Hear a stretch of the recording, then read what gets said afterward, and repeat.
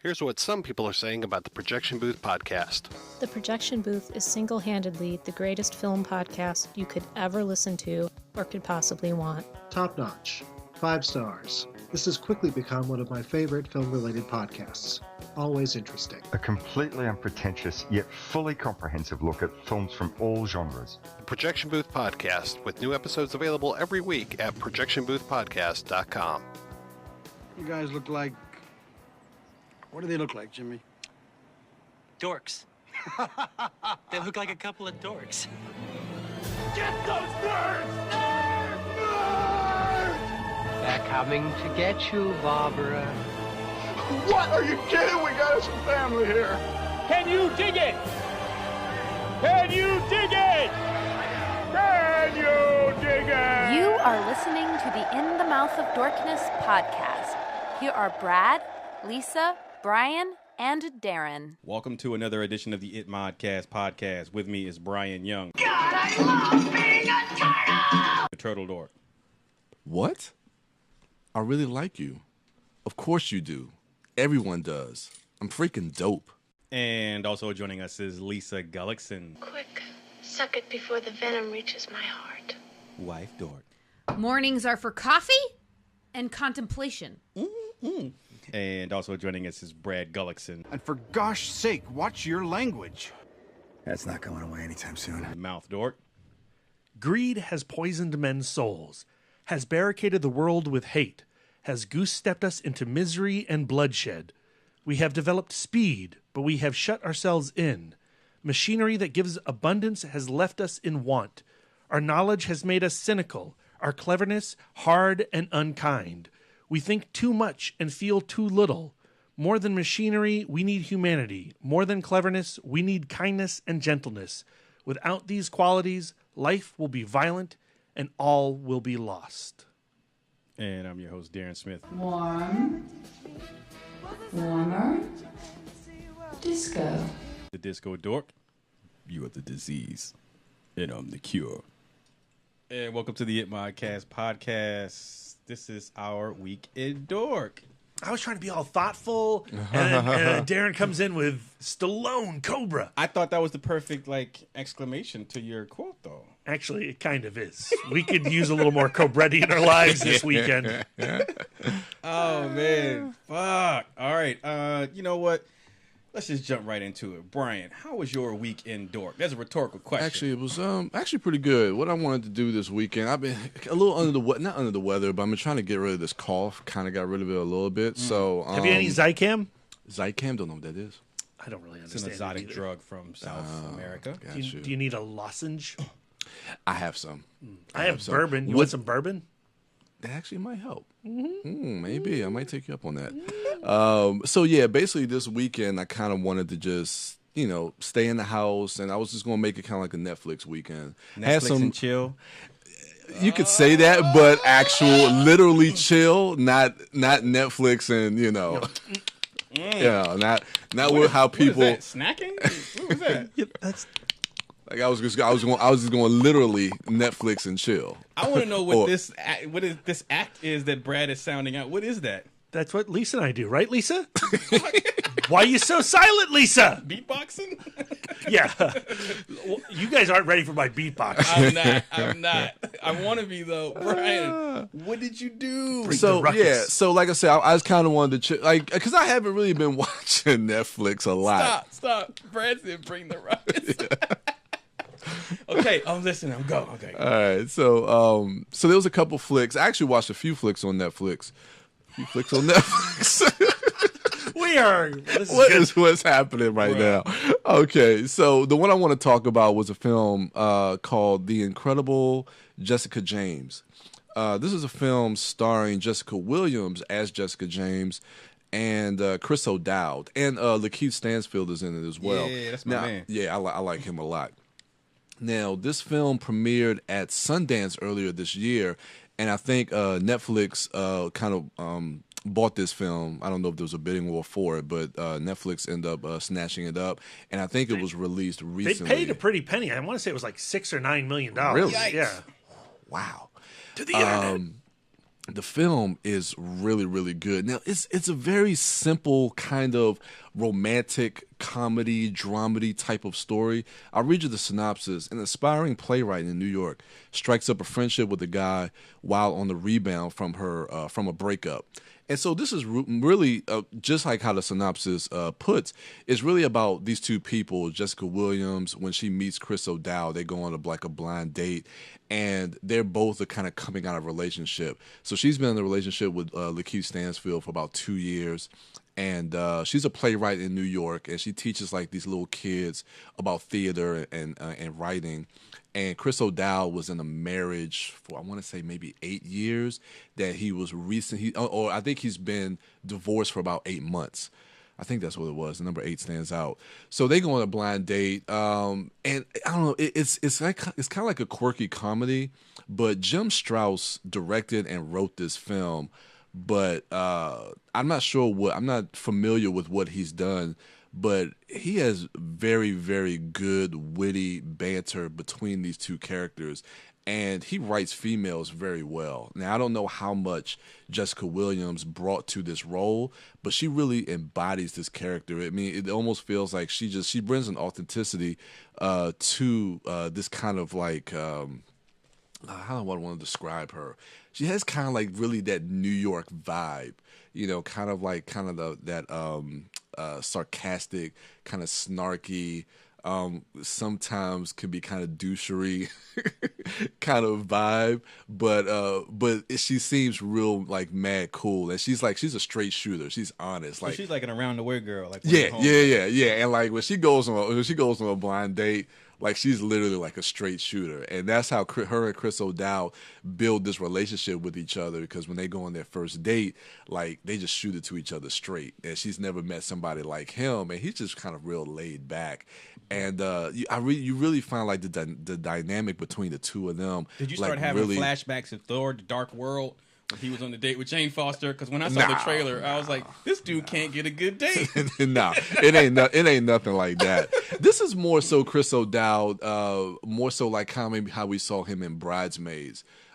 He's a really endearing and likable guy. He's becoming like quite the romantic lead, which is, a long way from the IT crowd. Yeah.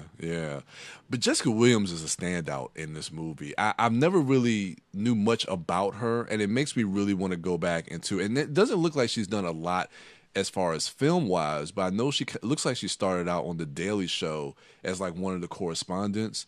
And so I know we get a lot of comedians that kind of start from like The Daily Show and a lot of these sketch comedies. I know she was part of the Outright Citizens Brigade in Los Angeles. Upright. I said outright. You did. Outright. That's my comedy troupe. Upright Citizens Brigade. So she has a knack for comedy. She has a knack for timing, and I really, really, really enjoyed this film. It moves at a brisk pace. It's only 85 minutes long, so it's not a long watch. But I definitely encourage people to go out and check The Incredible Jessica. What's the body count? Well, actually, you about to say 0? Then wait, somebody did die. Somebody dies over and over again in her thoughts. So it's Tom Cruise? Is it what's his name from Live Die Repeat? No, Cage? but it's clever, man. It's a really, really clever, cute little film, man. I really, really dug this film. Netflix paid $3.5 million. Hey, which that's ain't still bad. a pretty penny, man. That's pretty good. Yeah. So I definitely see why. I mean, this is definitely a good watch. So I encourage everybody to go check out the incredible Jessica James, starring Jessica Williams, and look out for her. I think she's going to be a standout star. All right. Speaking of standout, I also want to go to something that's kind of in the same vein. HBO has this show, I think it premiered last year. They're in their second season, and it's called Insecure. And I watched the first 2 episodes of season 1, and just like with Jessica James, this is a TV series about 30 minutes long. They're in their second season, but I'm only starting with season 1. And I got hooked literally within the first 10 minutes of that first season. This is a tremendous show. It's a smart comedy.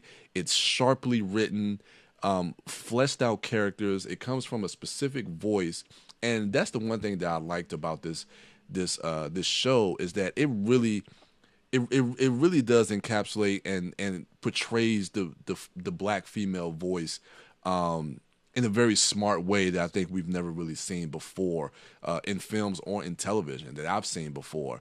And I think that's the credit to this show. I think that's one of its strengths. Issa Rae, the lead in this, is absolutely phenomenal. I mean, she's kind of like our surrogate through this show, really following her as she kind of goes through, dating and relationships and, trying to figure out, what direction she wants to go in her life. And the relationship that she has with her best friend, Molly, I think is absolutely phenomenal. And Molly is a great character. And I'm looking forward to kind of exploring this show a little bit more. This was something that I guess for me was undiscovered, and I'm having a blast discovering this show. And like I said, man, just having these specific voices is something wholly unique that I haven't seen before, and I like seeing these different voices, being able to kind of see that in television and film. So, Insecure, definitely check that out. All right. So, what'd you do Sunday, bruh? Sunday, as everyone knows. Oh, I did also watch Okja, but I don't. Oh, well, okay. Before we get to the thing that everybody knows, what do you think of Okja? We've talked about it a little bit on the show. Did you cry? Not really, but I liked it. I liked it. I like Bong Joon-ho. That's I like him. It's weird because just like with the host, he goes between tones a lot. Jake Gyllenhaal. And I think to me that character kind of went a little too theatrical for me. What about those knees? He's got good knees. And those shorts, yeah. Bruh. Yeah. But I love the setup of the film. I love like that first part where we get with Tilda Swinton, understanding like the whole setup of these super pigs, and then we learn about it being like spoiler alert, we learn about it being a cover up. But then when we go to Korea and we're with Mija and Okja, and like that for that next 15 minutes, just spending that time in the woods with them really establishes their relationship, and it established their connection, so that when you see them go on their journey, when they're in Seoul, and and then you meet up with Alf, and Stephen Yoon and Paul Dano and that whole group, you really buy into Mija and her story of wanting to save Okja, and that's why I really got connected with. And it speaks to a whole, like I said, when you see about, I don't want to give too much away. I know it's been out since June, but it's funny watching this on the heels of like What the Health, that documentary I was telling you about. And like this whole facade and cover up where, you talk about this super pig and it's supposed to be like a healthier version of, meat products. But in actuality, it's something that's, man produced, just to be able to kind of, sell, something to the masses. I don't know. It just makes you think about, the foods that we're consuming and what they're selling us as a healthier source of meat or food. So I think this movie really does talk on a social level, on the social commentary level, the same thing that film What the Health was talking about. More so less in an aggressive way. I feel a butt coming on though. Well, that's no. The only but is that I really couldn't connect fully in this movie because tonally, and I think it works in some of his other films like The Host. I really love The Host, and like I say, like sometimes he'll have tonal shifts within the same scene. Do you think it's his tonal shifts, or it's the fact that some of these actors can't support the tonal shifts? Now that you say that, I think so, because I think a lot of his Korean actors know his style. Snowpiercer, I don't think deals with those shifts. It has some. I mean, not in this way though. But no, that's true. Yeah, not as extreme. Yeah, I think, and it's done more delicately in The Host, which is an all Korean cast, which I think it works a lot better. But like Tilda Swinton, Jake Gyllenhaal, I don't think Jake Gyllenhaal really gets Is his it style. is it I don't know. Gyllenhaal? Is it our own reaction to Gyllenhaal? I don't know, man. I gotta think about that. Yeah. I really have to think about that more. I've been thinking about Okja a lot this summer, and as we're gearing up to record our Fistful of Summer in the next couple of weeks. Yeah. I've been looking at my favorite films of the season, and Okja has been a big presence in the cinema landscape. Yeah. And I've been struggling with as you're talking about the tonal shifts. The movie didn't quite land for me as well. Yeah. And I'm trying to figure out why is that? Is it because when it comes from Korean actors, I'm not as well educated in their style of performance. So when they do shift narratively in tone, it doesn't bother me as much. Is it because I know Jake Gyllenhaal as one thing? This is a huge departure. This is wild. He's done wild before, but this is wild. It just, to me, I couldn't buy into his character. Jake Gyllenhaal is a tremendous actor, a phenomenal actor, but to me, it just felt like it was Jake Gyllenhaal putting on a performance. But I get what he's skewering. I get he's the Steve Irwin reality TV star, and I think that character belongs in the narrative. And narratively, that all works. Yeah. But for some reason, because of how I respond to Jake Gyllenhaal already, I can't connect to whatever the hell he's doing with his shorts and his knees.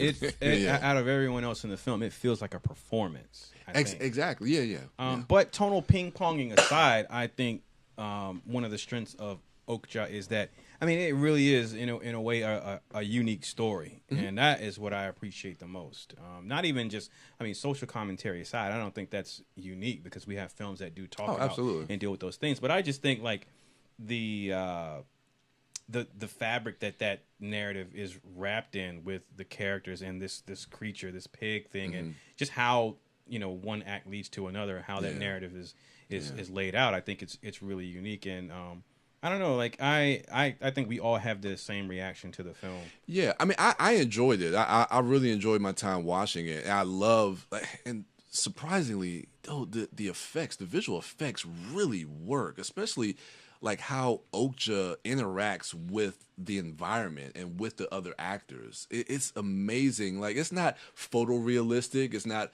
Hollywood studio production special effects, but they really, really work.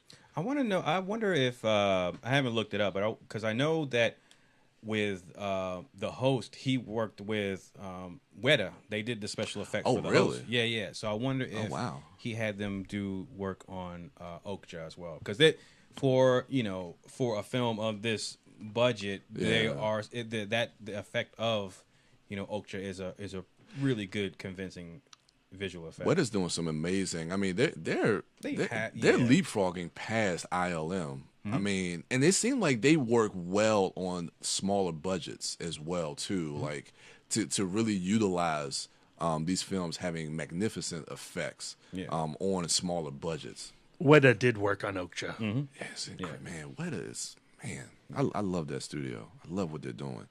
So I guess the big thing, Game of Thrones. Let's get to it. So I guess episode 5. This was Eastwatch. Nah, man, we didn't talk about episode 4. Yeah, so I guess we need to get in. Did we not talk about it last week? Nah, because after we recorded, we went home and watched episode 4. Yeah, so I guess let's get into it real quick before I end my weekend dork. So 4 and 5. 4, The Spoils of War. I just put up a review on the YouTube channel, and last night we had Eastwatch. So The Spoils of War. I think this was probably one of the strongest, maybe one of the best top 5 episodes. You're looking at Watchers on the Wall, Hard Home, Battle of the Bastards, and this has to go up there as one of the best episodes. It's certainly the most thrilling, one of the most thrilling. I don't know if I would put it up as one of the best episodes, but it's crazy to me how quickly we're ramping to a climax. Oh yeah, and seeing, the dragons unleashed finally. I almost felt like I never would ever see it. Yeah, I even before we get to that battle, excuse me, the homecomings, the reunions that we get throughout the episode, Arya coming back to Winterfell for the first time. That's my favorite moment. Yeah, because in the previous episode when she's talking to goodness, I forget the guy's name from the that they left before. When he tells her that Jon Snow is the king of the North, and so she has to make a decision whether she wants to continue on her journey to King's Landing, on that kill list, or if she wants to go back home. And I'm glad she did go back home, because that reunion was so satisfying, even before she even reunites with Sansa. Like, just seeing them together, I realize we're at the end, and like, it's such a bittersweet feeling to see Sansa and Arya together. Yeah, because they haven't seen each other since season 1. After they both witnessed their father being killed in season 1, and after that, they've gone on their separate journeys. And that reuniting, especially each one of them not knowing what each one has been through, and knowing that their relationship was never the strongest the last time they saw each other. And that carries over into episode 5 that premiered last night, and we'll get into that in Littlefinger and all that stuff that's going on. But the reunion between the two of them, I mean, it was definitely a heartfelt moment, especially like when she gives her that hug. Like I love how she says, do I have to call you Lady Stark now? When they're in the crypts and they're right in front of the statue of their father. I mean, there's so much symbolism. There's so many callbacks to season 1 that really pulls at the heartstrings of seeing this reunion together. But even before that, when she gets past those guards and she's sitting there on that stool or whatever, and she's looking around at Winterfell and just taking it all in, like when you follow these characters through this journey, I mean, those are the moments, those are the quiet moments in this series that are really gratifying as a viewer. And me being a new viewer to this, I could still feel that gratification of seeing her come back home. I really want to see her reunite with Jon Snow. And going to your point, it just feels like, when these characters intersect, and it's just like they get so close to reuniting. And the relationship that she had with Jon Snow from season 1, with him giving her needle, and how close that they were, it was really, really good. Darren, how long have we been doing this podcast? Almost 3 years now. Almost 3 years. Did you ever think we would get to this moment where Brian is geeking out? No, I figured, all right, well, hopefully I can get him to watch. I've said this before. Hopefully I can, at the very least, get him to watch the show. He can be like, okay, like, all right, I dig it. I mean, I don't like it as much as you all love it, but okay, it ain't that bad. Because, as mentioned on the podcast before, the sword and sorcery thing isn't Brian's bag. So at the very least, I would tell Brian, you're going to look past the setting and you're going to get invested into the characters. That's what's going to hook you and keep you. So you won't mind like the setting. Just give it a shot. And at the very least, I thought again, Brian would be like, all right, like I watched the first 2 or 3 seasons, man. That Red Wedding episode, that was crazy. I'm interested to see how it plays out. Not this motherfucker talking about he's going to be cosplaying as a wildling next year at freaking Comic-Con, and he'll remember names of places that I don't even remember. But it's so crazy because like I really feel part of the club, because like today, and I realize so many people watch this show, not just geeks, because I'm at work today and I'm working with these vendors. We're putting up some TVs in the hospital, and they bring up Game of Thrones, and we literally for the whole day are just talking about last night's episode. Dude, you cannot go to work and not watch Game of Thrones. It's like everybody, and it's like now it's like I'm part of the conversation, and it kind of feels good. And Brian, you've good. Never been more active on Twitter than when Game of Thrones is on and you're tweeting. I love it. I really I don't know what it is, but I have really come to really just love this show. Like I really, really do. It's just I can't explain it. See, really Lisa, can't explain it. This is what you're missing. Why are you so silent right now? So the thing that everyone was talking about and freaking out about episode 4 is that last act of that episode is just one of the best pieces of television, one of the best directed pieces of television ever. Yeah, Matt Shankman directed that episode. You have a final act. You have a third act in this television episode that rivals, if not bests, some of Hollywood's greatest pieces of work. And you talk about pacing, you talk about editing, you talk about setting up geography and things like that. And then on top of all that, the technical aspect of it, when you look at narratively, everything that this is the greatest thing to me about this season is that this entire season, every episode, damn near every scene of every episode is payoff to from seasons 1, 2, 3, 4, 5. You know what I mean? So all this character work building up to this final moment. So when those Dothraki come over the hill, you hear the thunder. Like, I got goosebumps. You remember what, there are little moments of dialogue when, someone will say, well, if the Dothraki come over, it doesn't matter how many people we have. That's their home turf. Like, that's something to be worried about. Then when you see that shot of Daenerys coming straight towards the camera on the back of that dragon, you can't help but think where she started from, this person who was forced into this marriage, who was, gone through so much. And now she's not only is she sending out and commanding this army, but she is at the front. Yeah, she's at the fight. You know what I mean? Fight, yeah. So just that, they have a badass shot, but that badass shot just, again, is continuing to speak volumes and about a character. It's continuing to progress a character's development and show that, she can sit up on a throne and say, bend the knee, or I'll have my people behead you. But when she is not above getting on a dragon and being out in the forefront. And that's what I love about this battle. I mean, this battle had me I was laying on my couch watching this, and when this started, by the end of it, I was like jumping up in the air on my feet. I was giddy like a little kid. But the thing, and goes to your point, the thing I love about this battle is the character building and the intimate moments that we have between characters in the midst of this incredible technical feat of this battle. Moments with Bronn, moments with Jaime, like Jaime's reaction to seeing a dragon for the first time, the disbelief on his face. Like I said, just all the great acting that's going on. Tyrion, the moments of him watching these soldiers who he fought with in Blackwater in season 2. Now he's on the other side, seeing these men burn, and how that confliction that he has within himself. And then seeing his brother charge at Dany and telling him, look, flee. Like, you see the connection and the love that he still has for Jaime, which we'll get to in the next episode. But so many nice character moments in the midst of this incredible battle. And that's why, and that helps to make that scene all the more intense, because these potential deaths that are just waiting to happen.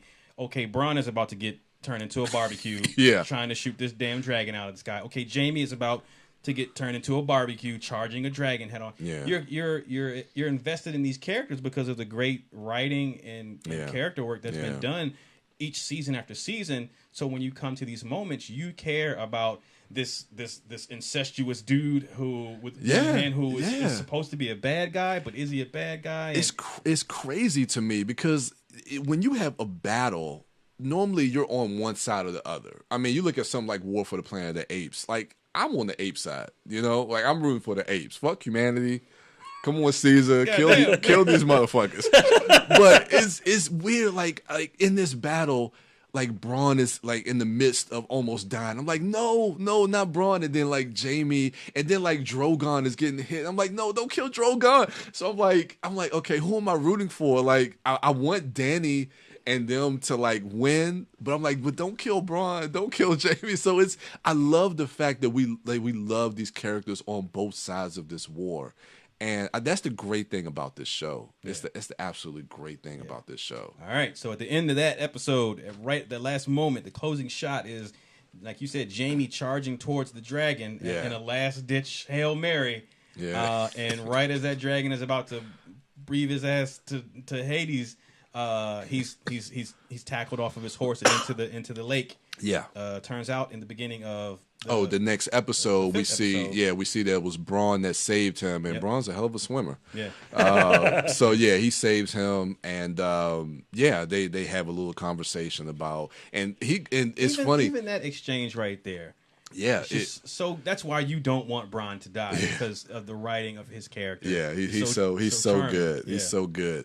And then and Jamie says what we're thinking, like, okay, that's just one dragon. This is one. She's got 3. Yeah. Yeah. And he tries to tell Cersei this. He's like, look, this one dragon, basically decimated our whole army. We can't, there's nothing we can do. So, I mean, I don't know. It's just interesting to see all these dynamics come together. Now, we do kind of take a step back and we do more character building. There isn't a grand battle in episode 5, but everything that's happening, again, we're building character and we're building suspense. We have moments. The one I can think of offhand, again, with Arya and Littlefinger, that's really where my mind goes right then. I want to rewatch this episode. I've only seen it once, so I really can't talk too much in detail, because there was an exchange between Arya and Sansa where their relationship kind of goes back to how it was in season 1. I think she was saying something to the effect to Sansa that she wouldn't stand up for Jon Snow.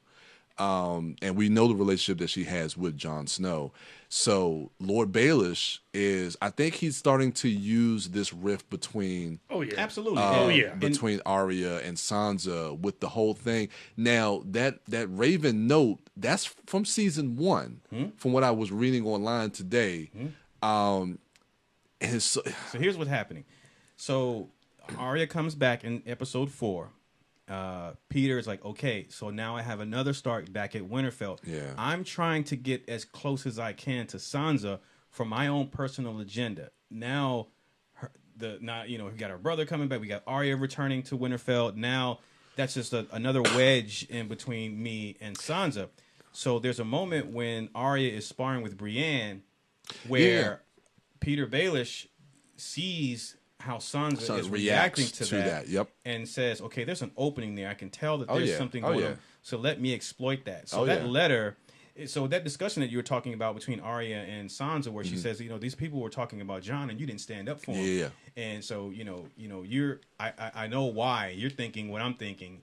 And what she was implying is, if Jon doesn't come back, the reason why Sansa didn't want to anger those people is on the off chance that Jon never comes back and she is rightfully heir to Winterfell. She wants those people in her pocket. So I don't want to stand up for Jon right now and piss him off, and then he don't come back. And then how do I get these people back on my, So that's what Arya was implying, that you've thought about it. You've thought about, like, what if Jon don't come back, and maybe you don't even want him to come back, so you can be the ruler of Winterfell. So there's that. And Peter, knowing, again, wanting to exploit that, has that letter that says, it was a letter that Sansa wrote back in season 1, talking about the killing of their father. And so when Arya reads that, because she doesn't know the context of that, she doesn't know that Sansa was under duress, she was held captive by Cersei, and Cersei forced her to write that. See, Arya doesn't know that. So to Arya, it looks like Sansa wrote that on her own volition. And so, like, how dare you write some shit like that? So that's something that could force Arya to get upset. And if Arya is acting off emotions, then... But there's hope, though, because I like this, because as of right now, for Arya, previously it's been all about, and Sansa remarks that, she's like, not every battle can be won, or every kingdom can be ruled by beheading. There's other ways to do things, because she thinks Arya just wants to, like, flex her sword fighting skills or whatever. But that's not the only thing Arya learned when she was at the House of Many Faces, I know. So now I think it's a battle between the battle of wits between Arya and Peter. So while Peter thinks, this is my theory. So while Peter thinks, okay, I'm gonna play this game, I'm gonna purposefully hide this so she can find it, because I want to lead her on to this. I think Arya is going to take the bait, but at the same time, it's going to come out that she knows, and she's playing the game with him. Oh yeah, because in the book, when she goes to that place, she's there for much longer than the House of Black and White, right? And she's there for much longer in the show, but in the books, like they screw with her mind. They throw all kinds of stuff at her to get her to be able to see through the okie doke shit like this. Yeah. So I'm thinking that is something that Arya she's going to be keen on, hopefully. Yeah, that was good.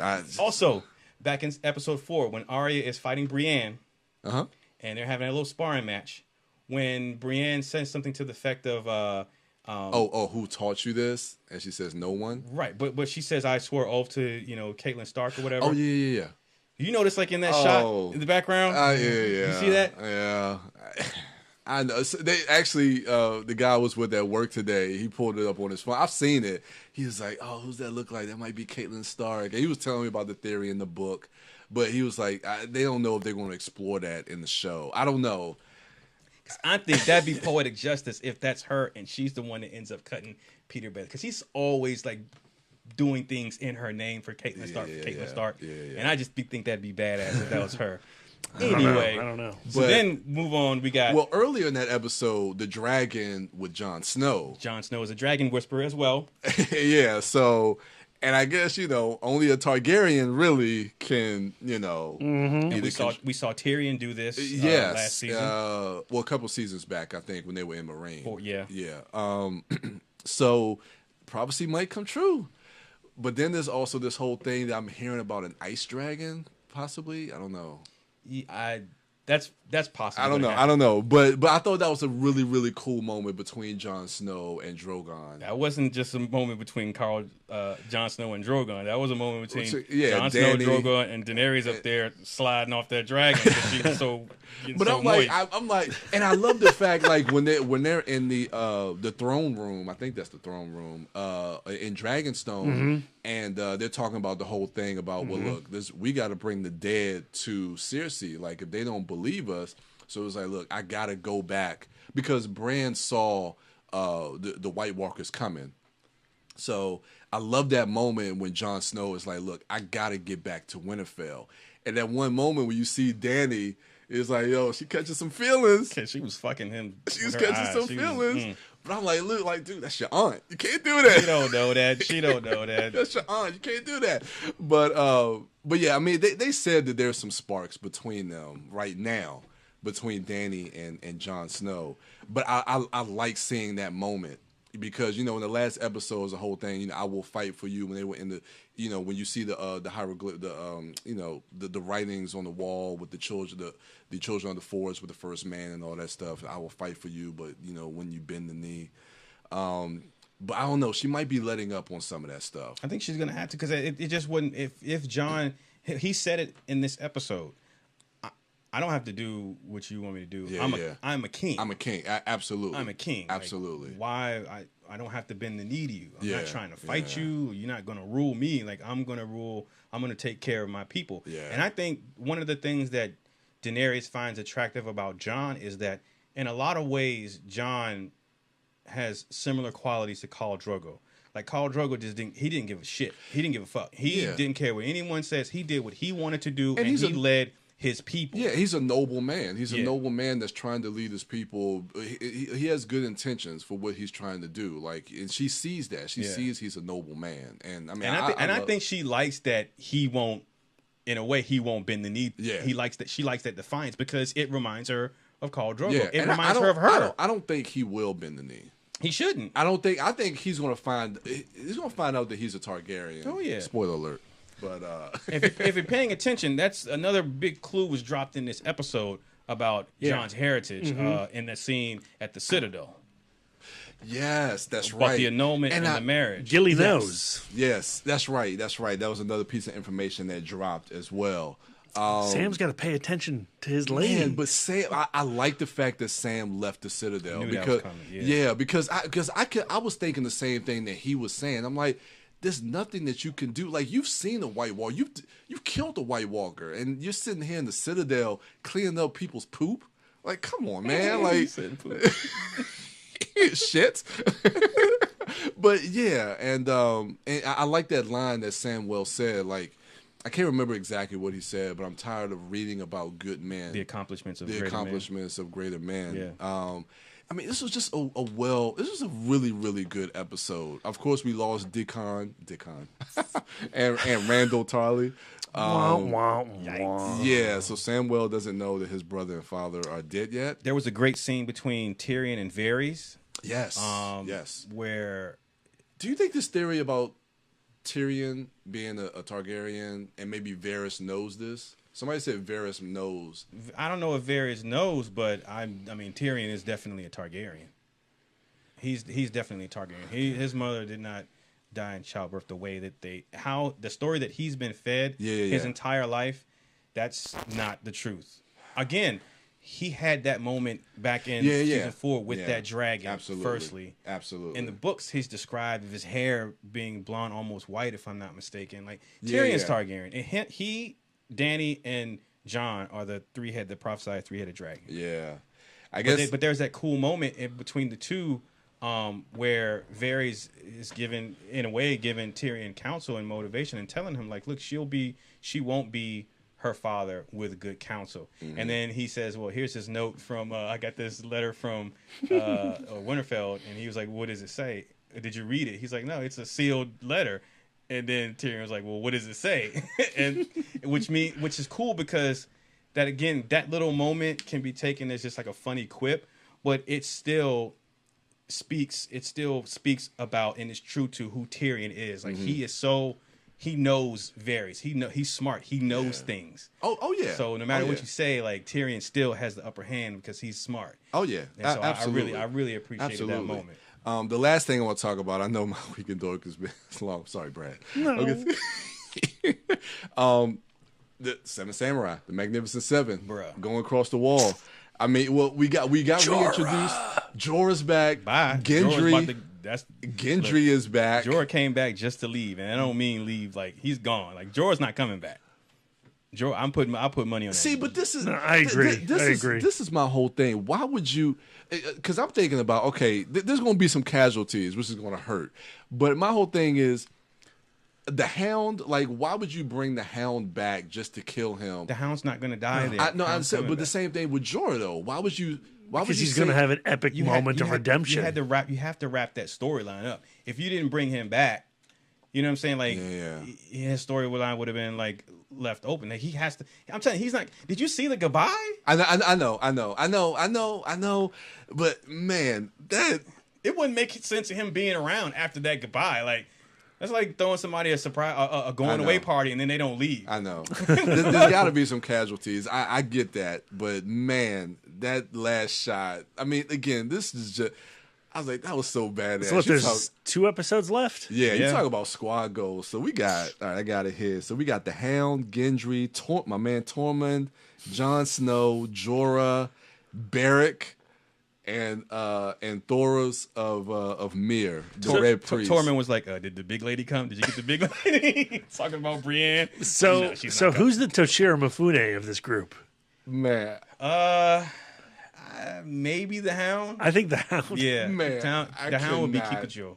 And I love that moment before when they had like the Brotherhood locked up, and then like they're all like talking. It's like, what do we have in common? Jon Snow's like, look, we're still breathing, so we got a band together. Oh God, that was such and then Hound, true to character. Oh, for fuck's sake! Look, are we going or not? I like when that gate opens up and you're just watching them march off north. How epic would that be? What? Oh man, we're coming to the end, guys. Against those insurmountable odds, it really is the 7 samurai. Like those 7 samurai protecting that village from all those bandits. Like it's just the odds are so stacked against them, and they all come from different backgrounds, and we've all seen their stories up to this point. Yeah, it's. I'm telling you, man, this is the greatest TV show ever. Oh God, this show's so fucking good. It's so good. It's so good. What did you think about these past 2 episodes, B? They're great. Yeah, because I'm sitting next to you. Because you had stepped off for a while. Yeah, right? for a little bit, but then Brian guilted me back in, and I'm all in, man. Yeah. It's awesome. I love just listening to you two talk. I love Brian. I just love Brian talking about it. Ain't it nuts? It's awesome, man. There's something I want to do for the YouTube channel in 2 weeks for the finale. I want to do like a watch along maybe at your house. All right. I'll bring the camera. We just have it on us, like reacting to the whole episode. I'm trying. I want to put something together, something different for the channel, but. I think that'll be the cool. final episode, because this next episode looked like it's gonna be like I can't do it because I gotta shoot because I'm gonna watch it late, so I'm gonna have to go dark on social media. I'm gonna be texting this shit out of you. I'm gonna be late. I'm gonna be late at work. Ice Dragon. Oh, dog, the Ice Dragon. Oh shit, son. Ice Jon Snow. I would no. Ice Hound. What the hell? Ice Hound. What is that? Yeah. So next week, it's gonna hurt, but I'm gonna have to watch that episode late. We got an hour and 10-minute episode next week. I think and then I think I heard the finale is like an hour and 20. It's 80 minutes. Yeah, 81-minute episode. Yeah. So, and then what do you got? What do you think about the news that Cersei dropped that baby bomb on Jaime? I don't know. Like I said, you're right. It might be ill-fated that they're going to die at each other's hands. Yeah, she's going to lose that child because in the prophecy it says that she has 3 kids and all 3 die. Well, all 3 have died. Right. Yeah. So she's not going to have a 4th. That baby, and I think that's what's going to push her over the edge to make her become the Mad Queen. Jaime is going to fulfill that. It's going to come full circle, him having to be a Kingslayer again, but the tragedy in it being the person that he loves in this time. And so he's going to kill her, and as he's got his knife in her, she's going to fucking stick him, and that's that. I like the metaphor when he was charging at Dany in season 4, the same way that he killed the Mad King, stabbing him in the back, charging at Dany, trying to stab her in the back. Mm-hmm. I was talking to somebody about that too. So it's crazy. Look, I ain't even pick up on that shit. Look at Brian. All right, All right, I'm done. I'm sorry, Brad. I'm sorry. No, you're not. I thought we were still doing like the one highlight thing. Yeah, I was just going to highlight Jessica James, and then I was like, because I thought you were doing Game of Thrones. I was. We talked about that last week. I was. All right. Well, Lisa, now you can talk. It's your turn. So, Wife Dork, how was your week in Dork? My week in Dork was not particularly dorky. I know that you guys have missed me terribly. Yep. Since last week, because I was at the beach with my fam. More importantly, the listeners missed you terribly. Oh, I'm sure. All of those tweets I didn't get. Hey, guys, I'm sensitive. I have thin skin. I need constant affirmation. Yes. Oh, well. Anyway. So, yeah. So I was at the beach with my family. My family does family time. We just do it once every 2 years. We, hang out super intense, and then we don't have to speak to each other for 2 years. It's really great. I show up for 2 days. Did show up for 2 days. Got super fucking sunburned. Ooh. And then left. I am covered in dead skin cells. He's my back. My back's falling off. You're like a reptile man. You're like V, the shedding. final victory. I am like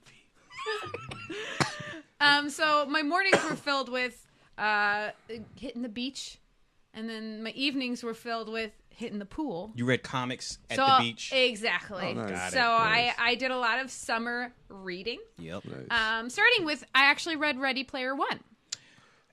So most of the time when I say I'm going to read the book before the movie, that's actually a lie. I'm not going to read the book before the movie, but I actually did. What compelled you to keep your word this time? Well, because I don't know, because Brad bought it for me and I was going to the beach. Brian, I will have you know that is actually thick. How many of those pages are pictures? None. That is too thick for a pictureless book. It's been a long time since I've read a book without pictures. Not gonna lie, a non-comic book. It had 372 pages of words. Yikes. But it is written in kind of, even though there's swearing and some stuff, it was written in a very readable, almost YA tone. It's all told from the perspective of the main character, Wade. And he's kind of he's 18. So there's nothing, this isn't the Fountainhead. This is a perfect beach read. Yeah. Very flippable. But watching this, because we talked about on our Comic-Con review cast. Yep. Watching and watching the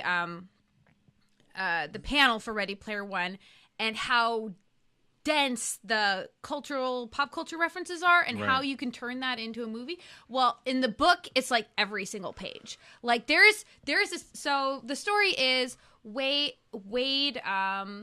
is a high school kid. And it's kind of the world is falling apart. There is, an economical crisis. And so people are slowly beginning to just escape into this virtual world called Oasis. And they moved a lot of the public school system onto Oasis, which is how Wade got on, because his family super broke. They live in the stacks, which is, if you remember from the footage, like just the trailer homes stacked on top of each other. So he lives in the stacks. His parents both had drug problems, so he's being raised by his aunt or something like that, and and so not a super supportive home situation. And so he starts going to public school on Oasis, and he uses Oasis. Wait, so his schooling is in virtual reality? Exactly. So his haptic gloves and his virtual reality goggles headset is issued to him by the government. And then he uses that. But there's still like the cultural thing, because so everybody gets that free, but the way that, and Oasis itself is free, but the way that they pay for stuff is to go from one planet to another planet. Within Oasis, it costs money, so you have to there's transport costs and stuff like that. So he starts off kind of trapped on Ludus, which is the planet where his school is. Right. But the story is like there's like this crazy Steve Jobs type guy who later in life became this recluse, and upon his passing, he hid an Easter egg within Oasis, and whoever finds this Easter egg will inherit all of his money, and like billions and billions of dollars. And he was the Steve Jobs type guy. He was a teenager in the 80s, so he's super into 80s stuff, and he really wanted to share that stuff with the world. So he uses this as an opportunity. So a lot of the stuff that's referenced in these different challenges to find the eggs comes from that 80s thing. So some of the challenges might be playing an 80s console video game within this virtual world. Right. I can't speak to those specifically. I'm like furiously flipping through my book to find a specific reference. It would have been easier if they had pictures. But since I didn't really play, I think Joust was one of them. He had to play Joust. Do you remember Joust? Yes. It was like people sitting on like ostriches. Yeah. Okay. I didn't play those. Are there any references to the game Narc? No. Yeah. But one of the challenges was he had to like they create this thing called Flick Sync. And a Flick Sync challenge is where you're dropped into a movie and you have to reenact the movie perfectly. So there's like several pages of him just reenacting war games, for example, and you can't do that in a movie. Like reenact another movie, and like he'll be like the actual character, and he'll look in the mirror and he'll be the character, and he has to could totally do that. Mocap Matthew Broderick. I guess. So yeah, it was a fun read. Yeah. There's definitely some issues I have with it. Like? For example, I get very tired of like chosen one stories, like like a Harry Potter, like he or Hunger Games, where the main character doesn't really make a lot of mistakes. Wade, like when he comes up to a challenge, he generally manages to beat it on the first try. Also, he has other like little people that he interacts with in this world, and they're always one step behind him. They never really pull ahead in such a way where it looks like Wade's not going to find the egg. Right. So that was a little annoying to me. Also, something now that I've read the book that I find a pet peeve with the footage in the movie, is that Wade in the beginning of this book is fat and pimply, and a lot of his escape is to escape out of his body and to escape out of his self-image. Right. So there's like this huge contrast between what his avatar looks like versus what he looks like. Right. And I think that would have been an interesting thing to explore in the film, especially for a film for teens. A lot of teens, deal with negative self-image and all that stuff, and I think that would be valuable.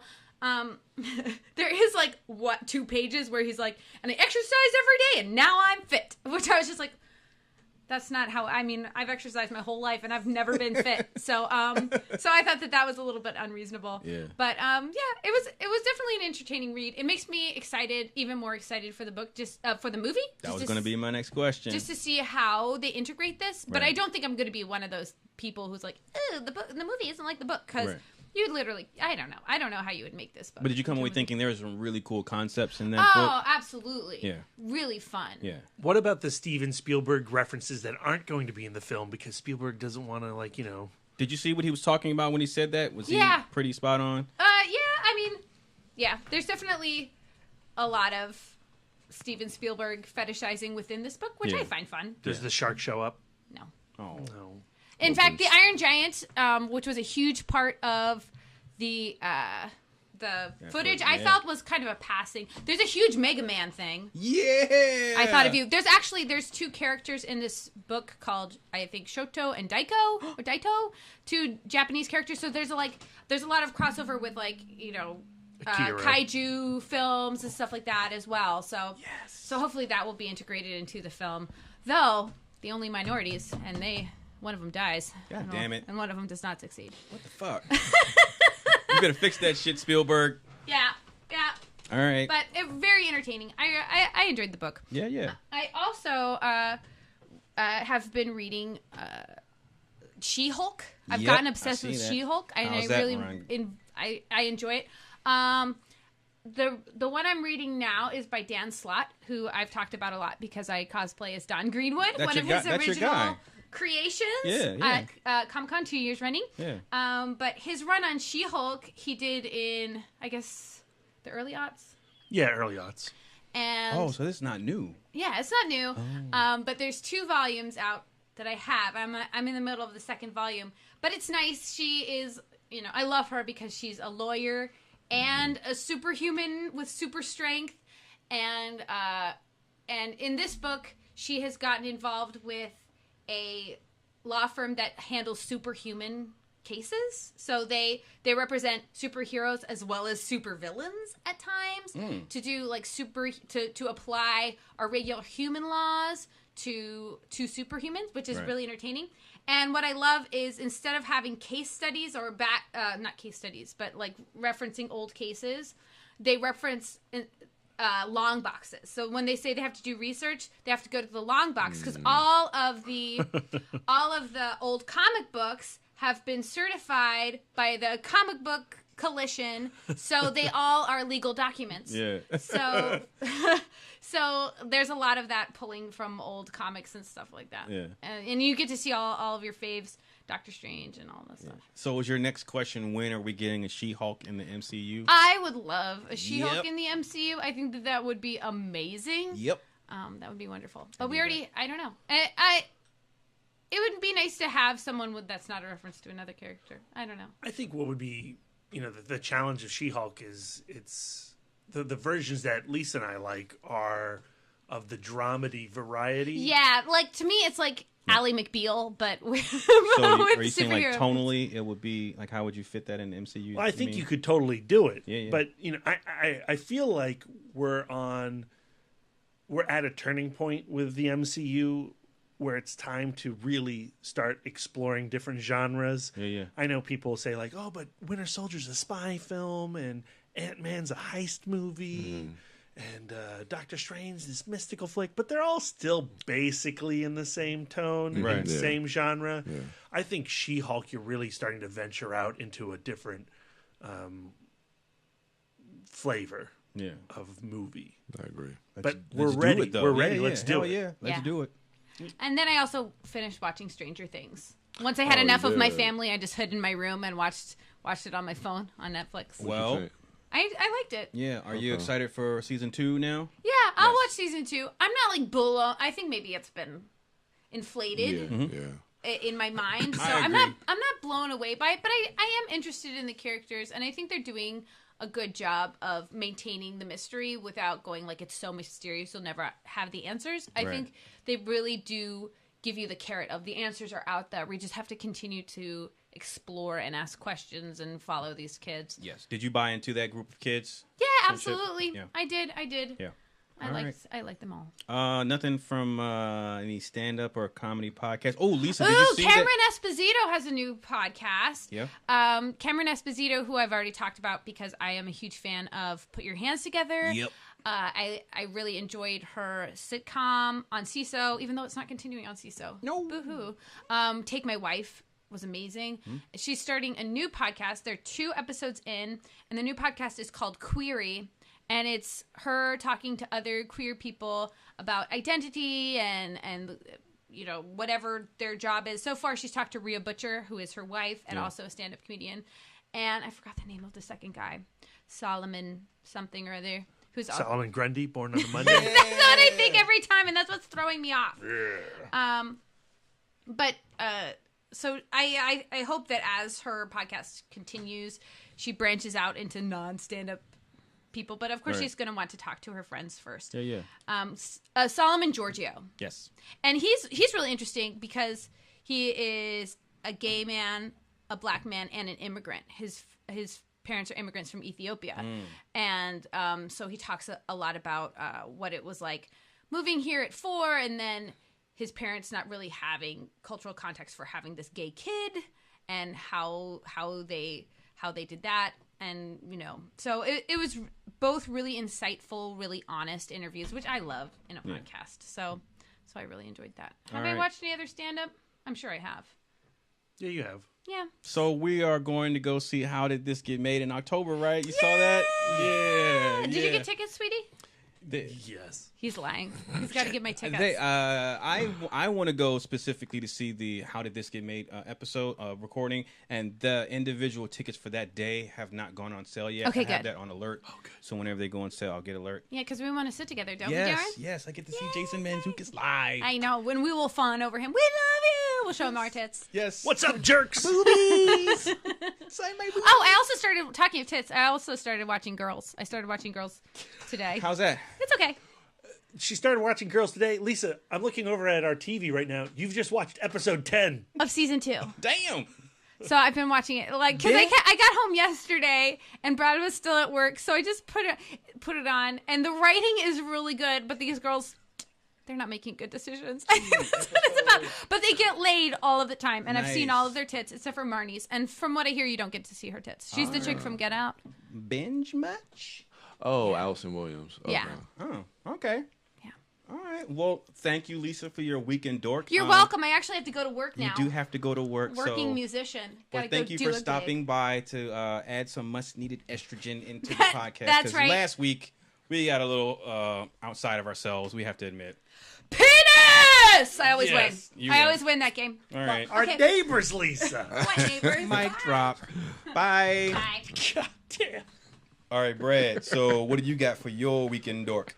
So I finally got the chance to see Wind River, which was my most anticipated film of the summer. So that's not a wide release, right? Is it a limited? I mean, it's not wide. It's not a massive film, but it's playing at Tyson's Corner. You know, so if it's hitting Tyson's Corner AMC, I consider it pretty wide. Yeah, I've been waiting to hear your reaction because I've been looking forward. Well, if you fucking watched my letterbox, Brian, you would know already. I want an interaction. I want to just see a star rating.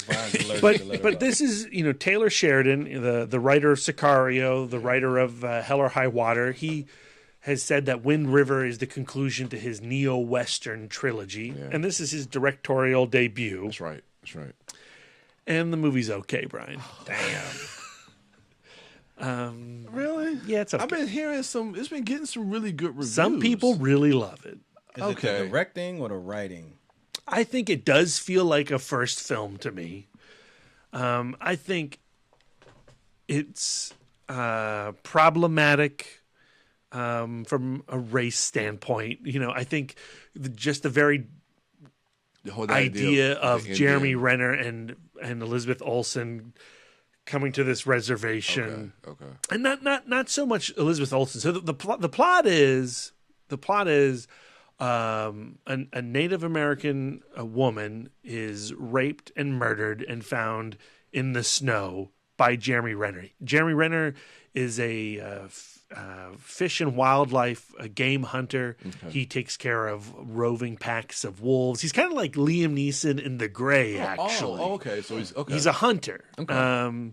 And he picks off predators that don't belong within fenced-in areas on the reservation. Interesting. Okay. In Wyoming. And so he comes across the corpse of this girl. How did she get here? She's obviously been running a distance, but there's no place around. So, how did this happen? And the mystery of it is engaging. At no point was I ever bored with the film. Okay. The score is from Nick Cave and Warren Ellis, who did Hell or High Water's score. They also did, The Proposition and The Assassination of Jesse James by the coward Robert Ford. It's a really good score. Watched that movie the other day, by the way. It's gorgeous. But like right from the beginning, it feels like the way Taylor Sheridan sets up the frame feels very, finding your footing. Ben Richardson's the cinematographer. He's a strong cinematographer. He did Beasts of the Southern Wild. Ooh. He did Fault in Our Stars. He's doing 1922, the Stephen King adaptation that's going to play at Fantastic Fest. I want to see that.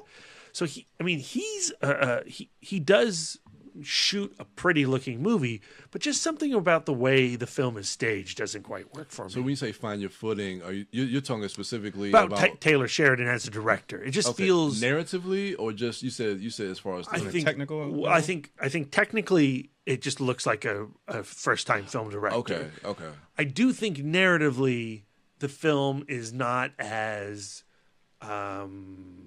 revelatory as Sicario or Hell or High Water. The way those movies landed their endings, where the endings felt true to what the narrative was setting up and still managed to surprise its audience and offer a satisfying conclusion, Wind River does not do that.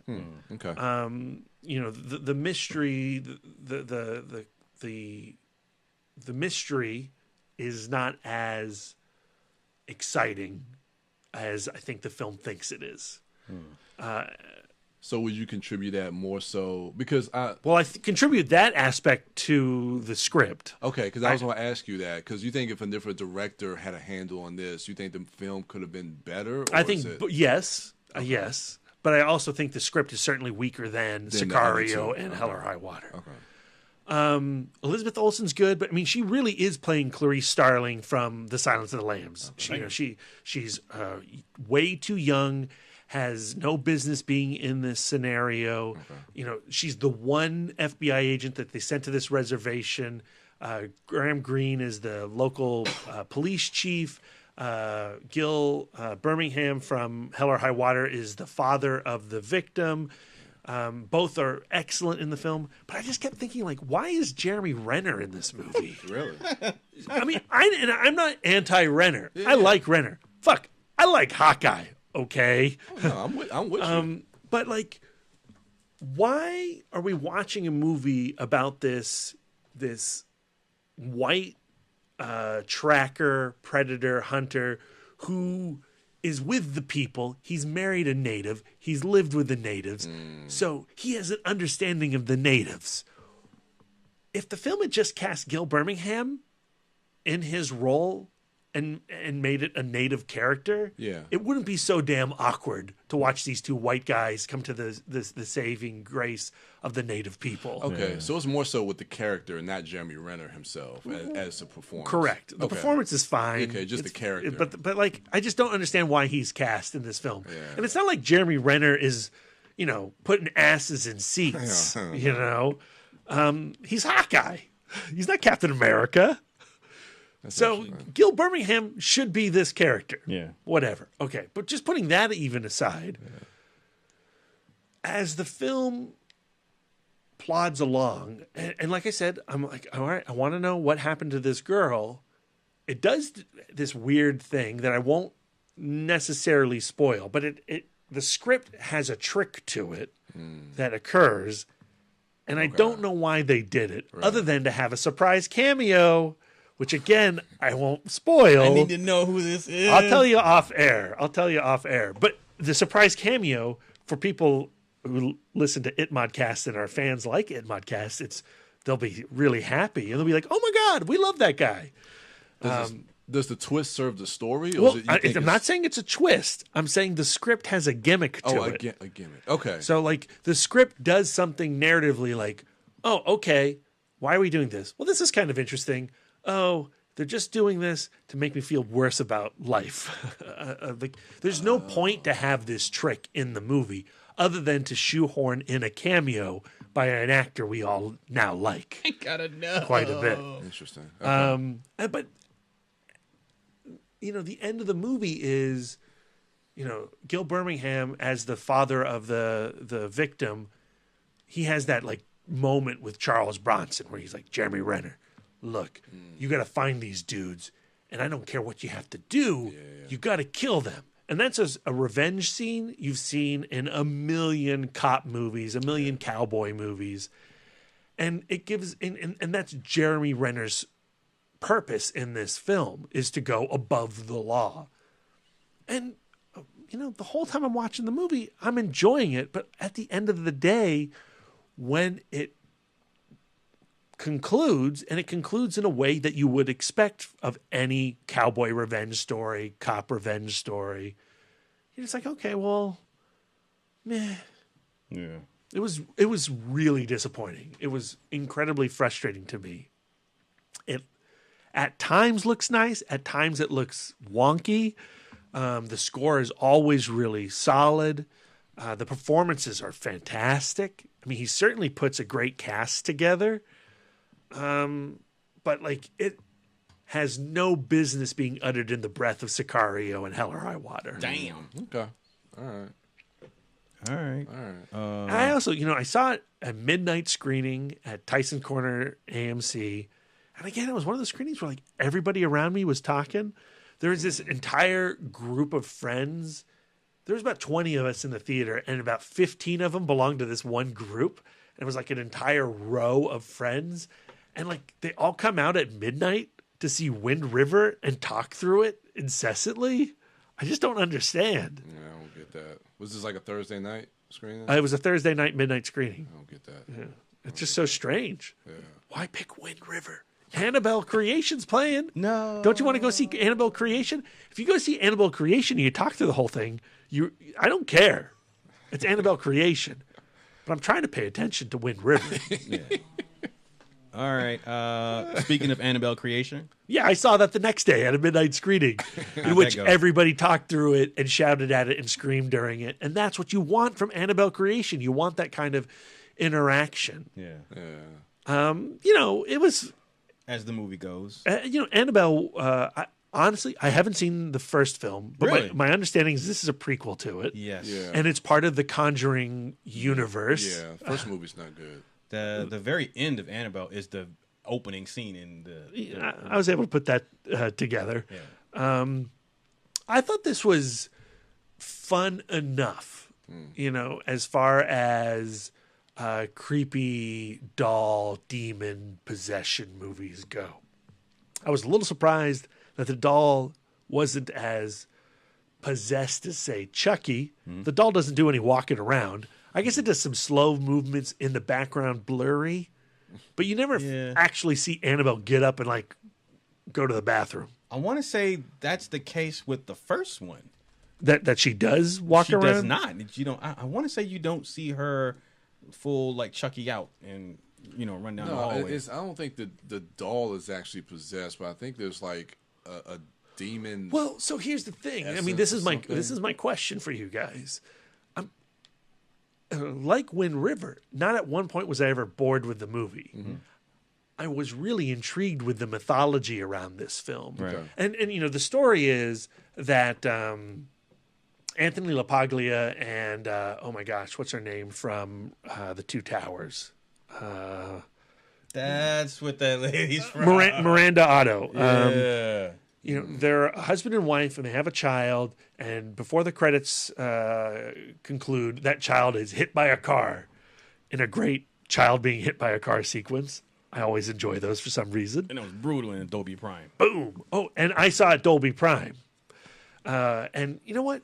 Horror movies at Dolby Prime, just as good as any action film at Dolby Prime. Yeah. They're terrifying.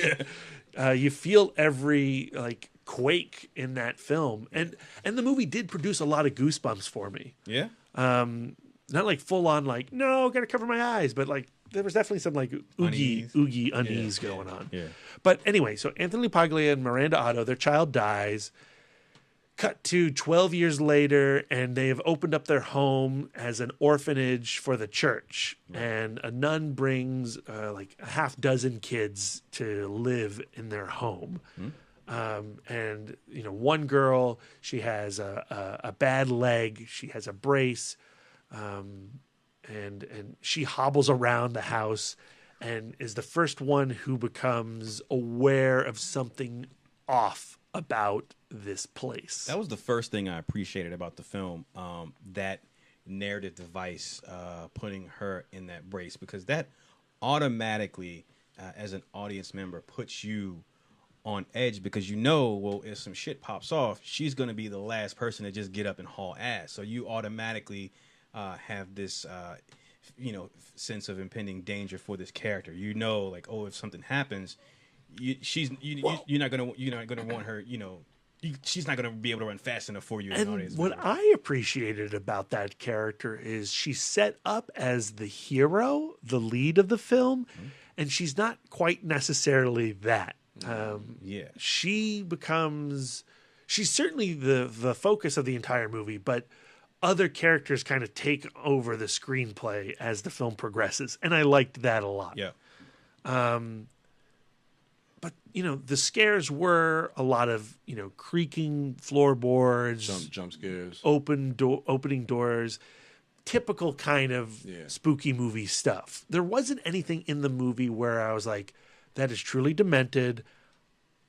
I am freaked out, especially coming from David Sandberg, who did Lights Out. Yeah, I thought I thought Lights Out had some truly great scares in that film. I found that one more effective than Annabelle. Much more effective. It feels to me like outside of jump scares, to really make an effective horror movie is you really have to create the atmosphere of terror. Well, and Lights Out had a great concept behind it too. Absolutely. And it had it had strong rules set around that concept, and it adhered to those rules, which I always appreciate in a horror film. Whereas I felt like Annabelle was building to a backstory that the screenplay never wanted to give you, because they have sequels that they want to place out there in the future. Okay. And so it would hint at a deep mythology, but never would open up that mythology. And I found that really frustrating. And it never really established rules until like the third act, when the Otto, she lays out really the exposition of what actually happened. And that's a crazy exposition scene, by the way. Yeah. She's just like, okay, well, you've been watching this movie for 90 minutes. Now here's what you've been watching. Right. And so waiting until then to explain the parameters of like what's going on, like you as an audience member, unlike Lights Out, you have to try to put together yourself why something's happening, why this thing can do this or can't do that, and why it's doing this or why it's doing that. Again, whereas in Lights Out, from the jump, lights go on, the thing can't get you. Lights go off, your ass is gone. You know what I mean? So like plain and simple, really easy setup, really easy premise, and now boom, let's put these people in the situation and give you characters that you actually care about. Yeah, and so there is this demon involved, and I just kept waiting for that demon to fully enter the movie. Right. And even though that demon has some serious jump scare sequences and kills some people, wounds some people, that it just never solidified inside the story. Yeah. And I found that really frustrating. One of the things that I found really interesting is by the end credits, this movie has a surprisingly low body count, kill count. That's true, and only this many people die. Yeah, that's right. But people do get messed up. They do, but still, like only this many people die. Right, that's right. weird. Yeah. Well, but I also feel like it the PG-13 rating was it rated PG-13? I believe so. Sure. Oh.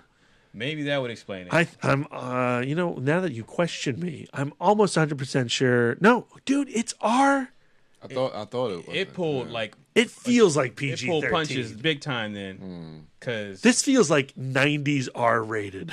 Because if more people would have been in peril and you would have seen that, then why was that R rated? I don't know. I don't even think anyone dropped an F-bomb. There's no blood. There's no overt gore in it.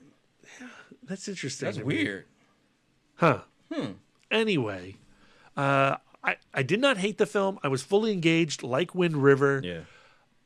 But ultimately, when the credits rolled, I was just like, Same. All right. What else you got? Read any comics lately? Honestly, this past week, I focused so much on film. I mean, I did rewatch John Wick and John Wick Chapter 2. Yeah. Back to back. Great experience. I rewatched Slither because I'm building my James Gunn enthusiasm for the release of Guardians of the Galaxy Volume 2 on the 22nd. But that's really it. Those were my two big consumptions of the week. All right. For my weekend dork, I started out on Wednesday with an advanced screening of Good Time, the new Robert Pattinson film. And I want to say it comes out in semi-wide release, sort of a similar release pattern to Wind River, if I'm not mistaken. I don't think it's going to go wide in the truest sense, but I think it'll have a large indie release. But I really enjoyed that film. It's Robert Pattinson plays what is his name? He plays a guy. He plays Connie? Connie, that's right. I knew it was a girl's name. He plays Connie, and his brother is played by one of the writers and directors of the film, actually. And so the movie opens up. His brother is in a therapy session. So his brother has a mental illness, and his brother's in a therapy session. And this scene is probably my favorite scene in the film. And it's a film that has multiple good scenes in it. Benny Safdie, Safdie. I don't want to. Safdie. He plays Robert Pattinson's brother. He plays Connie's brother, Connie Nikas and Nick Nikas. And Nick is in a therapy session, and it's apparent that Nick has some sort of mental disability, as this guy's asking him. He's asking him some general questions, and he can't necessarily. He's asking him some association questions, and he can't put them together as easily as one of us might do so. And it's becoming hard for him, and it's at one point he begins to get emotional, and then at that moment, Connie comes in and says, hey, what are you doing in here? What's going on? Is this guy bothering you? What are you doing? What are you writing down? And he says, you know what? Come on, let's go. You don't have to stand here and deal with this. So he takes him out, and it's evident that while Connie might not necessarily be doing it in the right way, there is a protectiveness and a love for his brother. And so you go right into that to a bank heist, a bank robbery. And during this bank robbery, they make their escape with the money, but the die goes off in the bag, and they have to stash the bag, and then they run from the cops. Well, Nick gets caught by the cops, and so the rest of the film is Connie's his 24-hour odyssey to try to raise enough money to post bail for Nick to get him out, because he knows his brother can't survive in jail. And so it feels like tonally, I would say the closest thing I can equate to it is Running Scared, Paul Walker's film. And not necessarily that fable-ish fairy tale, not that grim fairy tale-ish, but in that, the night starting off and then just spiraling to him ending up in the most absurd places and encountering just the craziest people and just the most outlandish circumstances just to do this one simple thing. Running Scared, he was just trying to get this gun back. And in this movie, he's just trying to get some bail money for his brother just to get him out.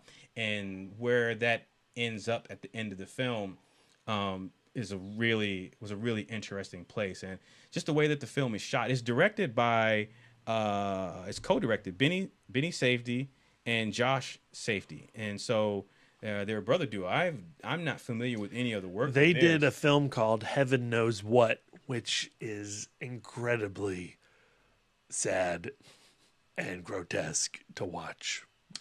This film ends on not necessarily a down note, but it's very sad in how some of these characters are, where you find them at the end of the film. But I feel like regarding Nick's mental disability and where they show him and how he's interacting with these people once institutionalized, whether it be at the beginning of the film or later on, I feel a truthness to it, and the relationship between he and Connie and his brother's protectiveness over Nick. I personally, on a personal level, related to that. And so I don't know. And again, I said it before, like Robert Pattinson, both he and Kristen Stewart, post Twilight, they have made some outstanding strides and career choices. They have both become phenomenal actors in their own right and have done some amazing films. So you look at Kristen Stewart coming off of Personal Shopper this year, which is a strong film and a great performance from her. And Robert Pattinson has just been knocking it out the park consistently, I think, whether it be bit parts in Lost City of Zed or The Rover. I loved him in The Rover, and then something like this, like he's unrecognizable compared to Edward in Twilight. And I think we're going to reach a point here real soon, and we're probably at it where we can stop talking about the Twilight movies. Yeah, because I mean they're great. They're legit. They're absolutely legit. Yeah. Wait, the Twilight movies? No, these actors. I was about to say, wait, what the? Brian loves his sparkles. I would say if you have an opportunity to see this film, please check it out. It is not VF, but it's one of those. It feels like an indie film, and it could go to some dark places, but not too dark. But again, like it really feels. It's a close cousin or maybe a distant cousin to Running Scared, and I appreciated that because you feel like you're being taken not necessarily to the frequently visited parts of New York City. I think this is in New York City. It feels like New York, but it feels like you're going into like the underbelly. And my man from Captain Phillip, I'm the captain now. Look at me. He makes a cameo in the film. A great weird role. But yeah, it was a really cool film. I enjoyed that. So I saw that Wednesday. Saturday I saw The Dark Tower, which you guys talked about, and I guess I can echo the same sentiment. So if you want to know my thoughts on that, listen to Brad and Brian's thoughts on a previous Week in Dork. I saw Girls Trip, which I was hugely surprised. I've talked about the trailer and joked about the trailer before on the podcast and how I thought it was funny, and I every time I saw it I laughed at it. So I was looking forward to seeing the film. So I thought I was just going to see like maybe a crew comedy that I hopefully got a handful of chuckles out of. But I ended up watching a movie that I genuinely feel is a good movie, and on top of that, it's funny. That cast of characters, the core group of girls, is, this movie is similar. It's just like your hangover films. You have where everything hinges on the group of friends, and this movie is the chemistry between this group of friends is just as strong as The Hangover, your Bridesmaids, or any other movie of this ilk. And it follows that same pattern, but there is the unique element is, again, the dynamic between these characters. And I don't know, like I really enjoyed the film. I teared up twice during this movie. What? Yeah, dude. During Girls Trip? Yeah. Was it when she peed on that dude? I'm a sucker. Oh man, you don't even know what comes after that. Oh no. Yeah. No. But is it a toozy? Yeah, but not even her. Anyway, I would say Tiffany Haddish is off the chain in this film. But I appreciate Tiffany Haddish is the Stifler of the movie. She's the what was Zach Galifianakis' character in The Hangover? I don't know. Zach Galifianakis. She's the wild character in the group, like that would be in any other one of these type of comedies. But there's a genuineness to her. There's a moment at the end towards the end of the third act where you truly see that she's not putting on. She knows who she is. She knows how she's viewed by other people. But she, at the end of the day, love it or hate it, she's showing you her true self when everyone else is. It's one of those the group was they were the Flossy Posse back in high school, middle school, high school, and in college. And, they had their own clique. And then they made this promise where it was going to be friends, blah, blah, blah, blah. Then life happens. They go away. A year later, they get back together. They hang out. Then they go away, live their life. A year back later, they get back together. And then next thing you know, that year turns into 5 years. And their lives take them in different directions. And then when they meet back up for this girls' trip, they're kind of who they were the last time they saw each other. But things have happened in each other their lives that they may not necessarily be 100% open and honest with each other at this point in their lives, except for Tiffany Haddish's character. At the end of the day, it's revealed that, you all are putting on and are afraid to be yourselves and won't be honest with each other. But, say what you will about me and my behavior and how I am, but I've never not been 100% with you. And I would expect, my friends to appreciate that and give that back. And so, I don't know, like, it was just a really good film, man. I had so much fun. It takes place in one of the things that I enjoyed about it is that the Regina Hall's character, she's this famous author, and because she's a famous author, they want her and Luke Cage, Michael Coulter, they want them because they're a married couple. They want Regina Hall to be a keynote speaker at the Essence Festival. Now, the Essence Festival is a real festival that celebrates African American pride and heritage, and this one's taking place in New Orleans. Mm-hmm. And so this was filmed at an actual Essence Festival. And so they have huge conferences, they have keynotes, they have people come out and speak, they have vendors come out, and then they have a bunch of entertainers and African American performers. They had New Edition there, like the real New Edition. They had Maxwell come out. Diddy was there. And there's a funny scene between he and Tiffany Haddish. But so they had these. It was cool to see the actual Essence Festival portrayed on the screen and see all these people. Now, that was one of the things I liked about this movie is that this is a predominantly African American cast, and these characters, while they let their hair down and they get crazy and get loose like the people do in The Hangover, outside of that, they're well-written and well-rounded characters that portray African American women in a positive light. And granted, Tiffany Haddish, she is the wild card and she's off the chain, but at the end of the day, there's an honestness and a truthfulness to her. And like I said, like she's no different than like the Stifler character or Zach Galifianakis' character, or like just the one that's always out of control.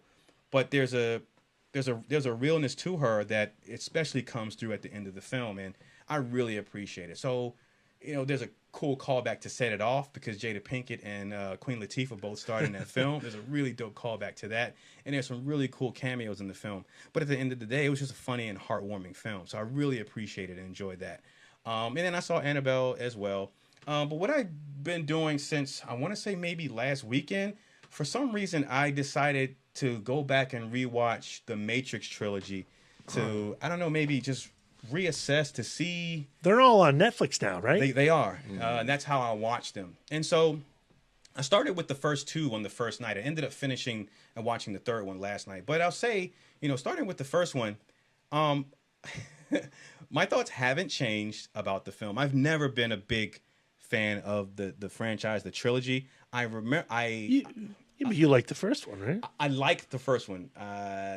If Letterboxd was around back then, I would have given it the 3 stars. Hold on, I have not.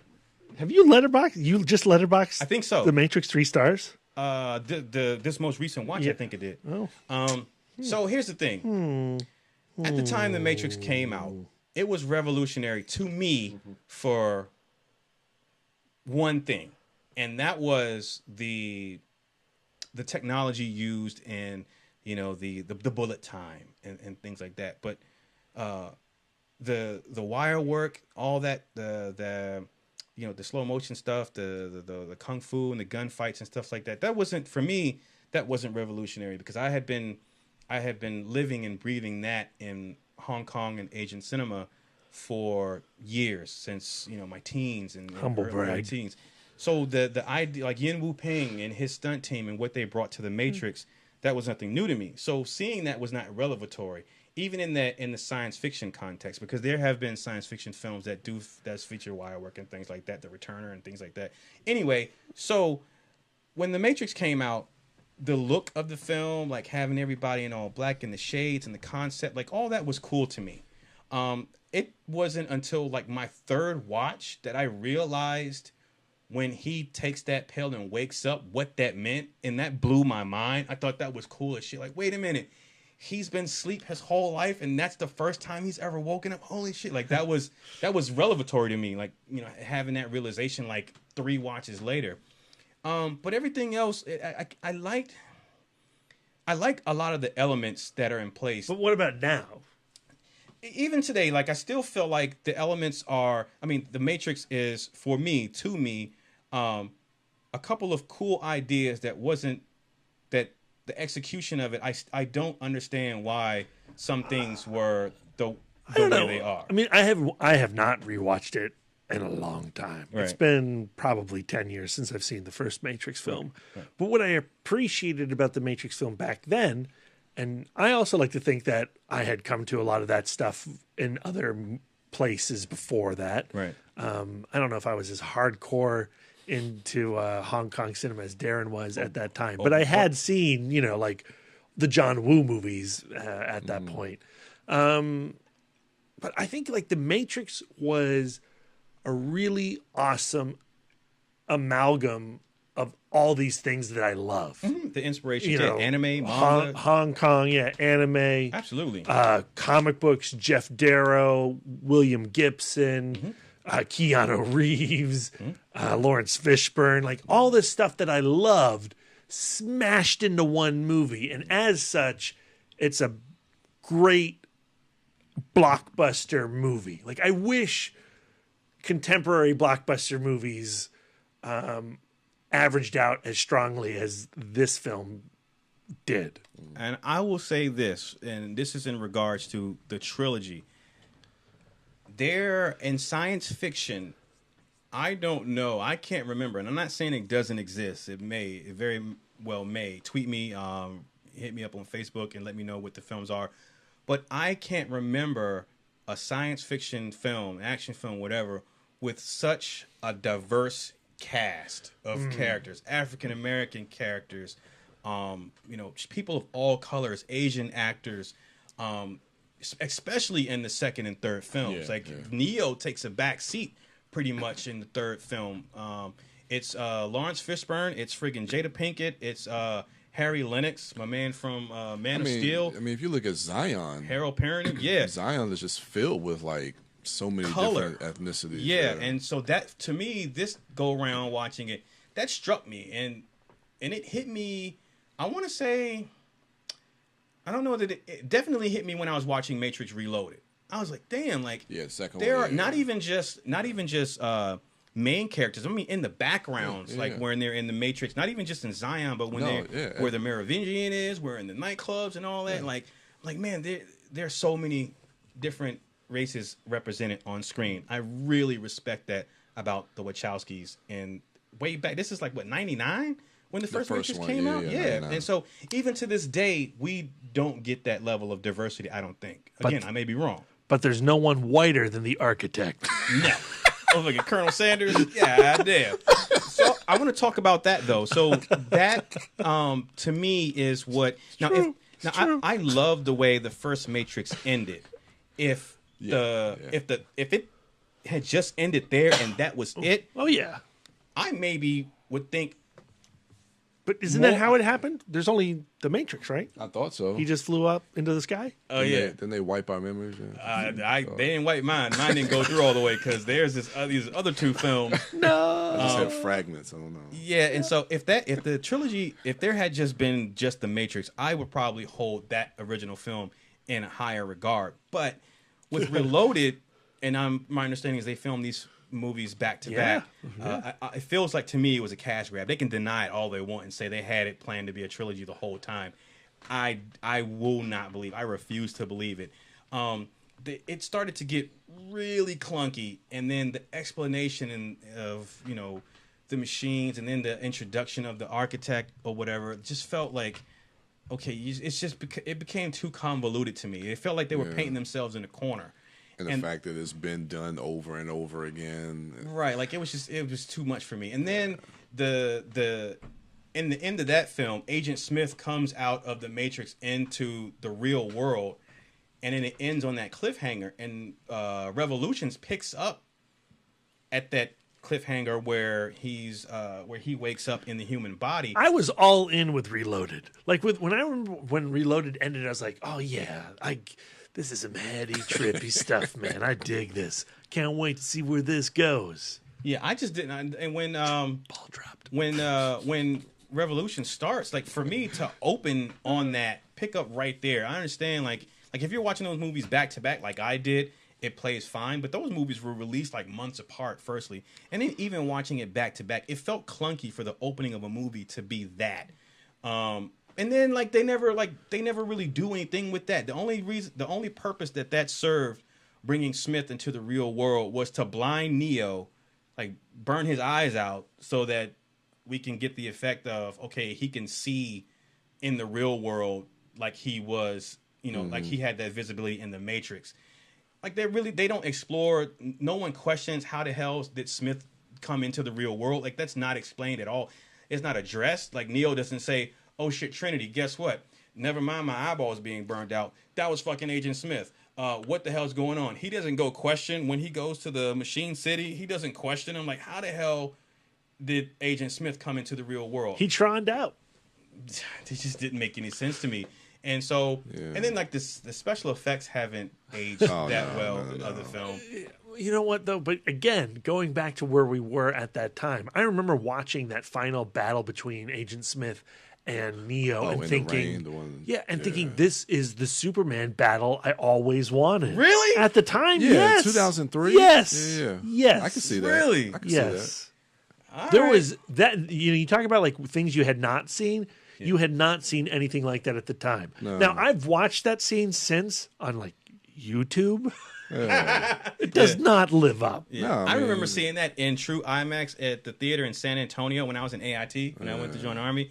And I remember then just not really being impressed by that scene. But it's because you're dead inside. I am. I have no soul. I remember, but in Reloaded, that moment when he's fighting 100 Agent Smiths in that park, that looked like even back then, that was bad. Yeah. That was like a video game cutscene. Even then, loved it. It's weird though. Like the Matrix, they bring up a lot of interesting ideas, but they never really explore it. Now, I will say this: I love everything you guys said about the original Matrix. I echo all those sentiments, but I feel like the Animatrix explores that world in a way that the sequels never do, and I love the Animatrix. I agree. The Animatrix, it really does delve deeper into what the Matrix is and really fleshes out that world and telling these different stories and allowing different characters. Honestly, I think like the Animatrix is one of the best anthology films, period. It's great. I'm looking for that on Blu-ray, man. I love the Animatrix. I think it's in like the box set, that big ass Matrix box set. I have to look for that. But yeah, the Animatrix does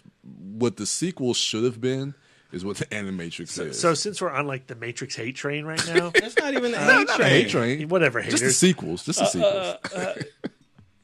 How often do you think about these movies within the context of your own love right now? Like I haven't watched it in a decade.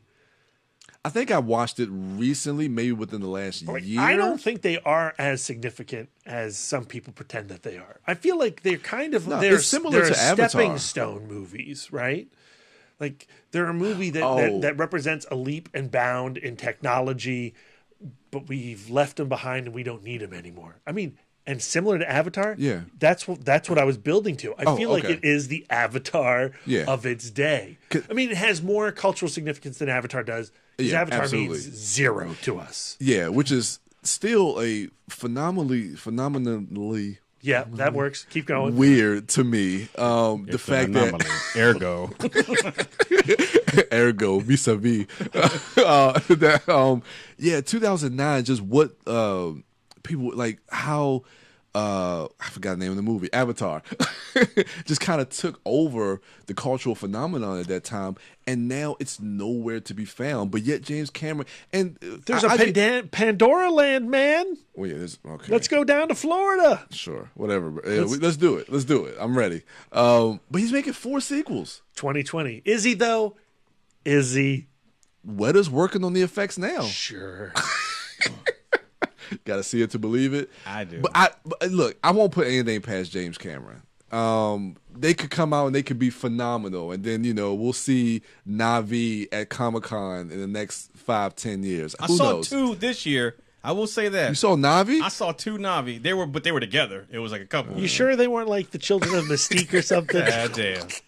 God damn. But it's just so weird like to some me sexy Smurfs. She had a tail, man. Yeah, like a sexy Smurf would. Were they connected? No, Were those man. ponytails connected? No. But I do believe that you're right. The Matrix does have more cultural significance. A little bit to more. cinema. A little bit more. Not much more. Like what has it spawned as far as like The Matrix? inspiration wise? Because again, it like Brad said, it's an amalgamation of a bunch of other. But see, that's the thing. It's derivative. It's an amalgamation of everything that's come prior to it, whether it's something like Ghost in the Shell anime or any previous anime or science fiction from the 80s or anything. So it doesn't feel original in that context. That we look back on it in reverence. I just don't think about it anymore. I don't either. Yeah, Again, I don't. I was going through Netflix, and that was what my rewatch was based on, Brad. Like, I don't think about these films, but they're a big deal in pop culture. Mm-hmm. Me being so far removed from initially seeing them, let me go back and see if maybe I have a different perspective on it or a different a better appreciation of it. And it turns out I don't feel any different now than I do then. Again, I don't hate the movies. I still really like the first film. Maybe I do too. I like the first film. Yeah. The second film. Brian, we need to watch it. It's time for us to go back. Because I picked up the Blu-ray because I'm trying to like transition all my DVDs like from Blu-ray. So I picked up the actual. Dude, it's too late, man. Blu-ray's dead. You got to go to Ultra 4K. Yeah. I'm good, man. God damn it. I'm good.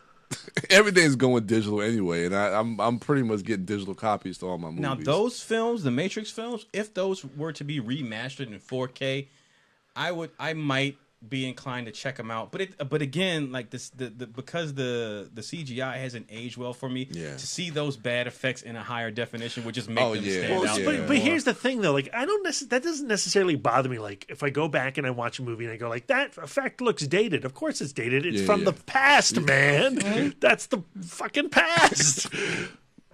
But you have some movies that are older than The Matrix that still look good CGI, like Jurassic Park. Yeah, I was thinking too, Jurassic Park. I mean, I think if you go back and you look at Jurassic Park, which I have done, the CG is not as good as it once was. What you come away from Jurassic Park going is, I love how they blend CG and Stan Winston's animatronic. Mm-hmm. But like even Jurassic Park, I would say is on the level of the first Matrix of CG creations.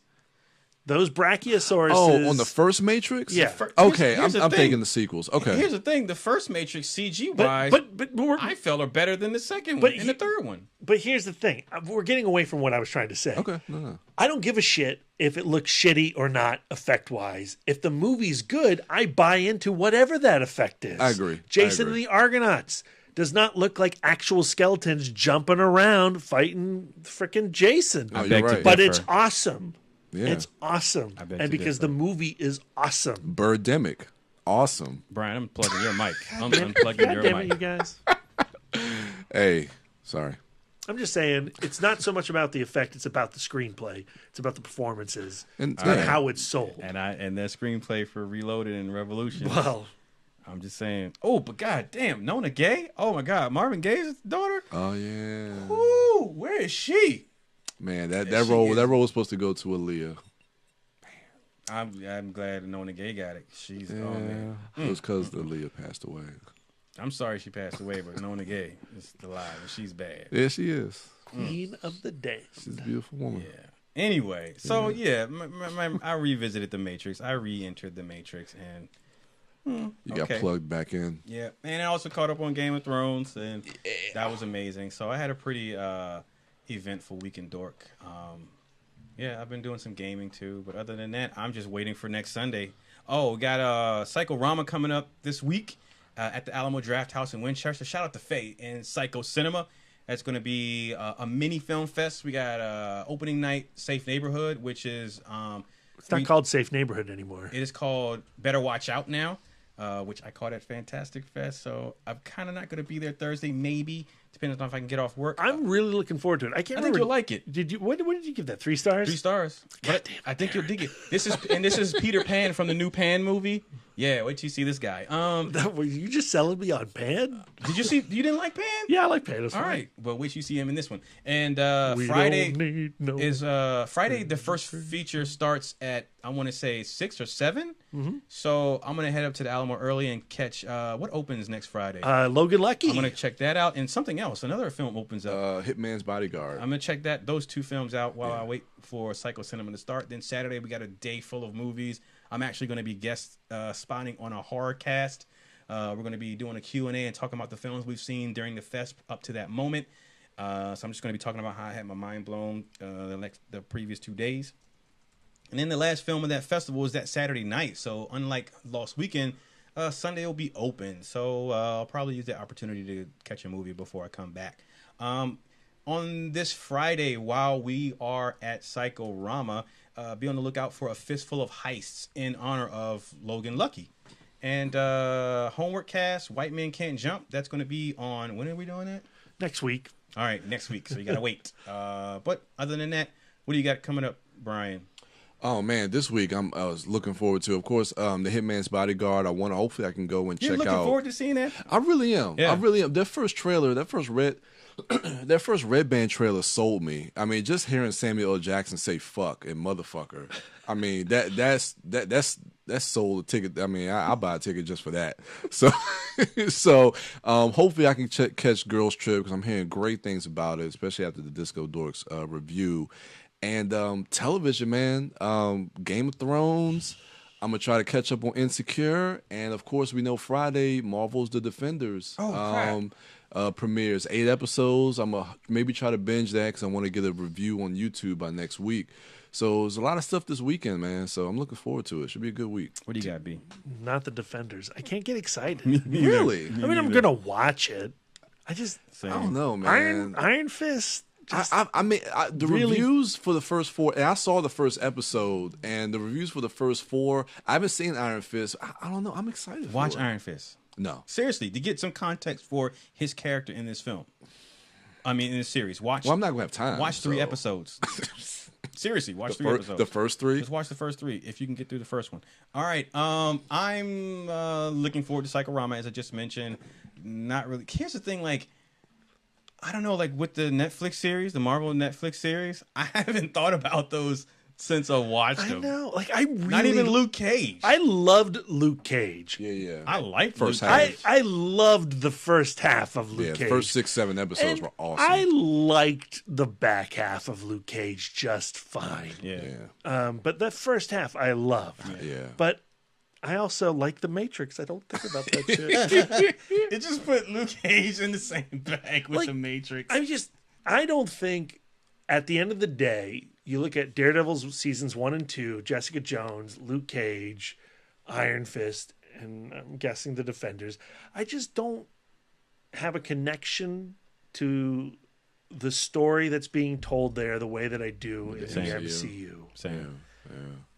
It started to feel that way, but I think it just, I don't know, something happened, I think, around Jessica Jones I was into. I liked it fine. I liked it fine. I liked Daredevil 2 fine. I was so excited about the first season of Daredevil that you remember that Daredevil cast. Yeah. I watched it in one sitting, 13 hours. Yeah. I was pumped, and there's still stuff about it that I really like, but it doesn't capture my enthusiasm for those characters the way that Kevin Feige does in the films. Yeah. For me, and I'm spoiled. And I know these are supposed to be lower level superheroes, but I'm just so spoiled with the films, the MCU films, and not even the MCU films, but the DCEU films as well, where I know it's because of the budgets aren't what the films have, but like I want to see Jessica Jones doing the stuff she does like in the comic books. I want to see Luke Cage doing the stuff like in the comic books. I'm spoiled. Like I want to see like Daredevil, I know they're telling the story and they're trying to do, drama and do character building and stuff like that, but I want more like comic book level stuff from, these characters, and especially with Iron Fist. Oh my goodness, like that dude, oh man, like just throw a yellow headscarf around his face, man. Like, why haven't you... Like, come on, man. How hard is that to translate that? They do feel very apologetic. They really do. But I think, excuse me, I think the biggest culprit of that really is, how do we don't have the budgets. We don't have the Game of Thrones money per episode to do these characters the way we would translate them, say, if it were in the MCU. They threw a mask on Daredevil. They can fucking throw a mask on Iron Fist. You know what I'm saying? It's a rag. It's a yellow rag, dude. Come on, man. But, we got what we got. I can't go back in time and change that. So, but with that being said, unfortunately, I'm not... Like, I totally forgot about Defenders until you just mentioned it, Brian. So, yeah, but that's what we got coming up. So be on the lookout for that. Follow the podcast at ItModcast on Twitter and Instagram and Facebook at ItModcast. Brian is at Brian William Young on Facebook. He's at the Turtle Dork on Twitter, at the Turtle Dork 1 on Instagram, and maybe he's at the Turtle Dork on Letterboxd. Wife Dork is at Sidewalk Siren on Twitter, Instagram, and Letterboxd, and Brad is at Mouth Dork on Twitter, Instagram, Facebook, Letterboxd, and Untapped. And I'm Darren Smith, the Disco Dork, on all social medias. That's going to do it for us. Thank you all for listening. Be on the lookout for our Fistful of Heists. Also, check out our FMK cast. And our fistful of what was our fistful? Obsession. And check those episodes out in our Last Week in Dork. That's gonna do it for us. Thank you all for listening. Enjoy the rest of your week, and until next time.